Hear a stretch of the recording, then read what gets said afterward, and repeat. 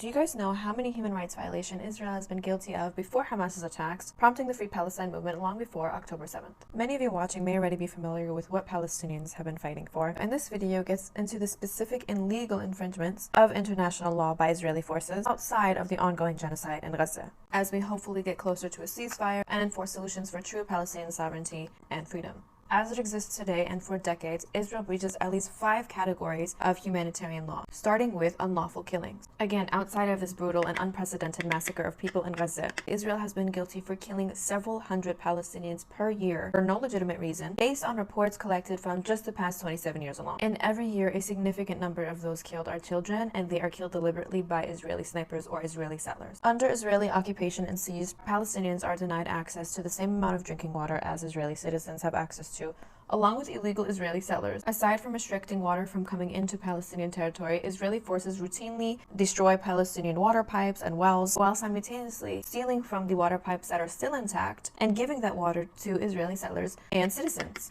Aside from impeding on Palestinians' right to water access, the Israeli occupation imposes checkpoints, roadblocks, and separation barriers, violating Palestinians' right to free movement, along with their access to school, work, healthcare facilities, and everyday activities. Palestinians are not even allowed to walk or drive on the same road as Israeli settlers, and those settlers are armed and protected by the brutal Israeli occupation force. Meanwhile, Palestinians are under heavy surveillance and are restricted in providing their own forms of defense from both violent Israeli settlers and Israeli occupation forces. And this is all happening in the neighborhood and homes that the Palestinians have been living in and owned for generations. Under Israeli occupation, Palestinians are arrested without trial or access to a lawyer and are put in military detention under brutal conditions. And among those taken into military detention include a significant amount of children. Many Palestinians taken by Israeli forces report broken bones and limbs, or being denied food and water, and are forced to wait in holding cells that are unsanitary and inhumane in their condition. At any given point, there is an estimated 500 to 1,000 children in Israeli administrative detention every single year. Now, Israelis are not treated with the same regard. They are tried under civil court and not military court, in the way that all Palestinians in the West Bank are subject to.